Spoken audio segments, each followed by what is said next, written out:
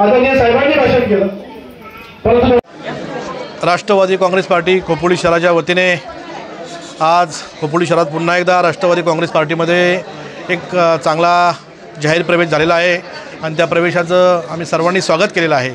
आपण सर्वांनी पाहिलं असेल, विधानसभेची निवडणूक झाल्यापासून अनेक वेळा खोपोली शहरामध्ये विविध पक्षातून आमच्या राष्ट्रवादी काँग्रेस पार्टीमध्ये अनेक कार्यकर्ते आमच्या पक्षावर आणि आमच्यावर विश्वास ठेवून आमच्या पक्षामध्ये येतात आणि पक्षाची संघटना मजबूत करतात।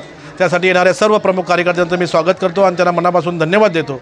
आणि येणारी नगरपालिकेची निवडणूक असेल त्या निवडणुकीसाठी खोपोली शहरामध्ये आम्हाला संघटना मजबूत करायचीच आहे आणि आम्हाला खऱ्या अर्थाने खोपोली शहरावरती नगरपालिकेवरती राष्ट्रवादी काँग्रेस पार्टीचा झेंडा उंच असा फडकावायचा आहे। यासाठी आम्ही सर्वजण राष्ट्रवादी काँग्रेस पार्टीचे प्रमुख आमचे ज्येष्ठ नेते आदरणीय मसुलकर साहेब असतील, आदरणीय भरतभाई असतील, खोपोली शहरातील सर्व प्रमुख कार्यकर्ते पदाधिकारी असतील, यांची सर्वांची मेहनत आम्ही पणाला लावून राष्ट्रवादी काँग्रेस पार्टीचा नगरपालिकेवरचा झेंडा आम्ही नक्कीच उंच ठिकाणी नेऊन फडकवण्याशिवाय शांत बसणार नाही।